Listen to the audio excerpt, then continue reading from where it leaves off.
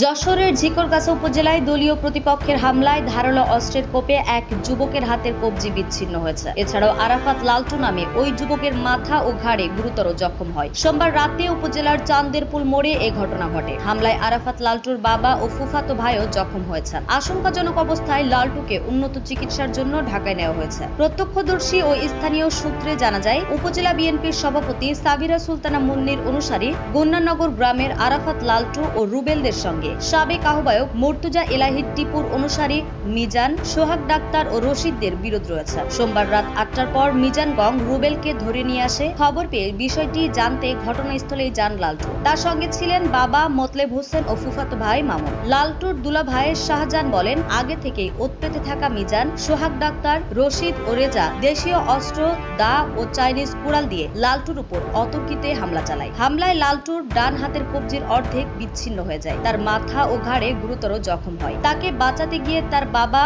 ও ভাই মামুনও হামলার শিকার হন। স্থানীয়রা ছুটে এলে হামলাকারীরা পালিয়ে যায়। পরে আহতদের উদ্ধার করে যশোর জেনারেল হাসপাতালে ভর্তি করা হয়। লালটুর অবস্থার অবনতি হলে তাকে ঢাকায় রেফার করা হয়। তিনি আরো বলেন, লালটুর অবস্থা আশঙ্কাজনক। ডাক্তার বলেছে লালটুর কবজি কেটে ফেলতে হবে। ঝিকরগাছা ওসি নূর মোহাম্মদ গাজী বলেন, ঘটনার খবর পেয়ে পুলিশ দ্রুত ঘটনাস্থলে পৌঁছে পরিস্থিতি নিয়ন্ত্রণে আনেন। এটি রাজনৈতিক প্রতিহিংসা এবং অনলাইন জুয়াকে কেন্দ্র করে সংঘটিত হয়েছে। জড়িতদের শনাক্ত করে গ্রেফতারের চেষ্টা চলছে। নিউজ ডেস্ক, দৈনিক রানার।